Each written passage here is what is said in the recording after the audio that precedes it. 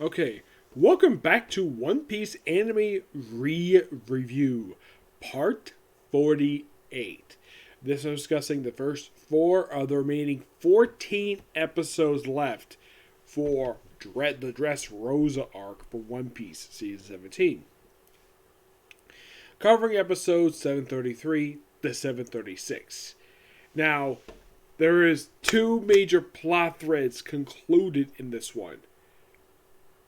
Okay, the first one is wrapped up. The first two are actually wrapped up in the opening episode, where we finally have Luffy versus Doflamingo round. I believe this is round 3. It keeps getting interrupted. This fight. Survivor resumes this fight, and Luffy is getting his butt handed to him, and he really wants to hit that one punch to finish off Doflamingo. Doflamingo also ends up stabbing one with some of his string, and Luffy finally goes back to the Gear 4 balloon mode. But instead of using the Kong gun to beat him, which wasn't enough, he basically, you have the debut of a new move, see in the series, where he breathes more air into his haki, where the symbol from the gum fruit takes up more of his chest.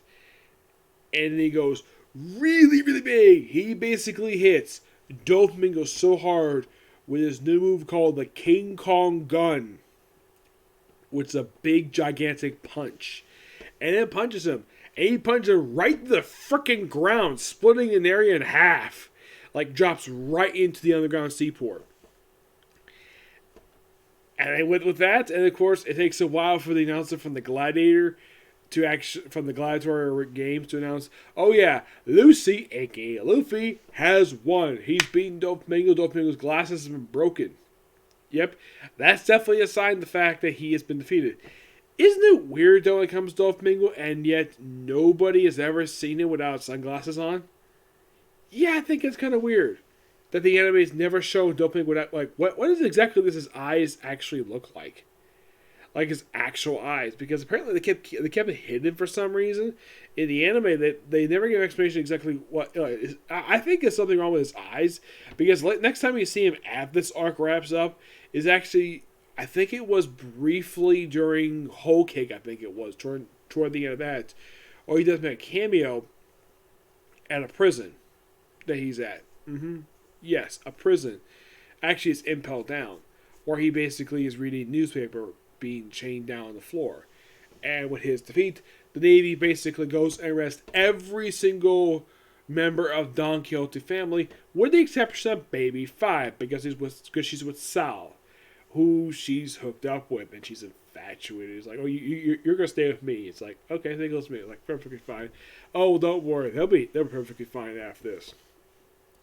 Also, with Doflamingo defeated, the birdcage is finally stopped. Yes, that was the last major threat aside from Doflamingo that was left in this arc. Because now with Doflamingo defeated and the birdcage effectively dissolved, next comes the aftermath. Yep, when everybody rests, everyone hold up. So some of the admirals basically do a broadcast of nearby islands to announce that something really bad has happened to Dressrosa. And of course, the one of the admirals looks like, oh crap, something bad has happened. Before I continue here, there's a brief scene with Sabo and Jesus Burgess. Yep. Where Jesus reveals to, no, this is not Jesus Christ. That's the actual guy, his name, Jesus Burgess. He reveals to Sabo Ace's last word just before he was arrested, and he says, don't tell my brother. And Sabo's like, I already knew that, and he basically nearly burned the guy to a crisp. So he basically answers the call that Koala has been trying to call him, and she basically informs all the stuff that he ordered to do. Like, I already got that stuff done. We're waiting for you. And then he hangs up. Oh, don't worry about that. Don't worry, he'll show up again. Don't worry about that. Yep, great to see. Like, everybody is including Hawk. Yep. And of course, with the birdcage stopped, we have the Tazoro tribe hugging Frankie and everybody else. Everyone's like so happy. Luffy is on top of a building with Law, Viola, and with Rebecca. And if Sanji was here, he'd be like, damn, Luffy, you lucky guy. You get to have this woman use her legs as a lap pillow. Yeah, Sanji would do that. Yes, he would be basically like, damn, why can't I get the ladies? And yeah, Luffy's not ladies, man. Yeah, he gets all the ladies. I mean, heck, Luffy's got a woman who's basically 12 years older than he is, and she's in love with him. Yep. And it's like, feels like, perhaps we should tell his crew where the heck is. And she's like, yeah, good idea. And that's last scene for a bit because like we have Robin, Usopp, and Frank. Yeah, pretty much remaining Straw Hats who didn't disappear halfway through the story. They are pretty much like brought together. Of course, we have Kiros disbanding the army he pretty much formed because their job is pretty much done. They take them down to the family. And then, of course, comes the broadcast. The broadcast that caused a whole bunch of controversy. Where we pretty much said the Admiral basically broadcast admitting that Don Quixote was evil. The fact that the civil war system has failed. Oh yeah, and also the fact that the Straw Hat Pirates, along with other pirates and the gladiator, basically members of the Straw Hat Law Pirate Alliance, along with some gladiators, actually defeated Don Quixote's family. He actually admitted it. And there was a reason why he did this. And then he did something so shocking, even more than that. He and his men walked in front of King Riku, who they've been hesitant, basically. He really didn't want to take up the throne again because of what happened before. And they all basically forgave him, and they all wanted to apologize to have him take up the throne again. So, for Fukugawa does something completely unthinkable. He and all of his men decide to bow their heads in front of the king as an apology for what Doflamingo did to Dressrosa. Yeah, this was a shocker. And this made the news. And then we see the Fleet Admiral basically where he's chastising the 5 older idiots. That's what I call them anyways, because these guys are complete buffoons. Yeah, because their only goal is to protect their own rear ends. They don't care about the people. They only care about themselves. And they're always like, watch your tongue. And of course, the Fleet Admiral is justifiably upset. Like, you dare use my own people to lie. You basically force a lie on the people about resigning from the warlords. That's utter bullcrap. I'm basically with him on that part. And then he gets informed when Dressrosa Rose like, what? It's more like, what? Yeah, he's overreacting. And then he contacts Fujiwara and tells him basically that Fujiwara tells him the reason why he did this. They're paying a favor to Smoker.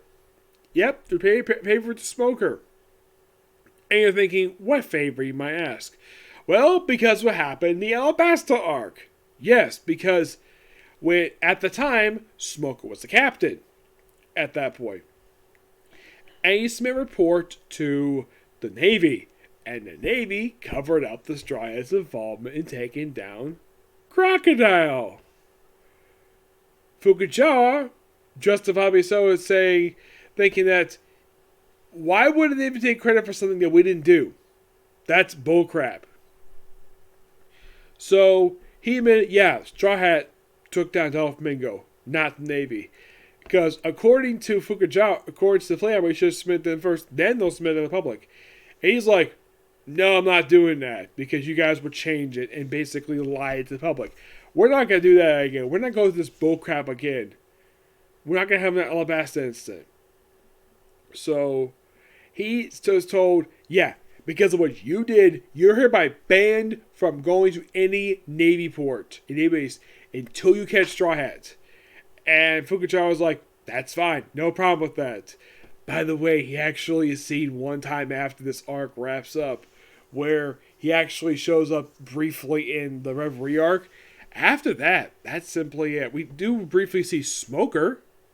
Great to see the guy again. Along with Tashigi. Yes, and I believe for them, this actually is their only appearance in this arc. They appear in episode 36, 736. Well, I think after this, he and Tashigi appear once after this in Reverie. I think Actually, I don't think so. I think this is their last appearance in the series that I can think of. And we do see the Mad Monk where he's relaxing at Skull Island, and then he's confronted with what appears to be Kaido. Yes, Kaido in the Sky Islands. What the heck he's doing up there? I don't know. This is probably an appearance of Kaido. And then we see Basil Hawkins, Captain Kidd, Scratchman Arcapo, and Kelly just chatting about what happened with release in the paper. Yeah, I gotta say, really good set of episodes. Also, King Riku basically said we should probably hide the gladiators and the pirates so they can do an about face. Which, not a bad idea to do. Like, oh, just hide them in the palace. We're perfectly fine. Yeah, hide them in the palace. Hide a bunch of pirates in your freaking palace, man. That you just reclaimed after 10 years. Well, it's not a bad idea to have basically the people who upset your freaking country to stay the night at the palace. Yeah, not a bad idea, given the fact the place is perfectly fine. It's practically the only building that's actually intact that wasn't destroyed by the birdcage. Isn't that quite strange, though, in the series, that for this arc, that the whole entire birdcage stuff, and yet the palace is the one thing completely undamaged? It did receive some damage, like some damage here and there, but not major damage. The only damage it received, one was a big hole in the wall from maybe 5. The other was basically from the rooftop of the palace, like this one small roof area where it got damaged during a fight between the four-way fight between Law, Luffy, Doflamingo, and Turbo. Yep. But yeah, pretty good set of episodes. Love these episodes. They're so freaking good. Excuse me. Anything else anybody's for? Not really, no. But there'll be more stuff coming. Oh, don't worry about that. There's roughly, as of right now, 10 episodes left to go for Dressrosa. Now, these episodes were released just yesterday. Yes, yesterday. Like, wait, that's a bit late. Now, I don't know if in the past that they were released on Friday, but generally they've only released on Tuesday. Yeah, usually it's either like the first week of the month or the last Tuesday of the month they release the episodes. Never on the last Friday of the month. That's actually quite weird. I never thought they would do that. Well, that's Funimation for you, because apparently up until about 2 years ago, they took a break from the dub, and now they're basically back in full force for the dub. Not really sure why they took a break from the dub for so long. I have no idea why. Now, as of this arc, once they get to 746, you're probably thinking, okay, how many episodes are left to be dubbed at this point once you get finished this arc, which is 746? There is 250 episodes left. Really? 250? Yes, 250. I do not know when the next arc. When I finish this one, I'll give my thoughts. I'll give my final thoughts on Dressrosa, because it's a long story arc, longer than Punk Hazard. Punk Hazard was like 30 I think it was about 40 episodes that one. This was 118 episodes. Oh, don't worry, we'll be talking about my final thoughts when I get to it.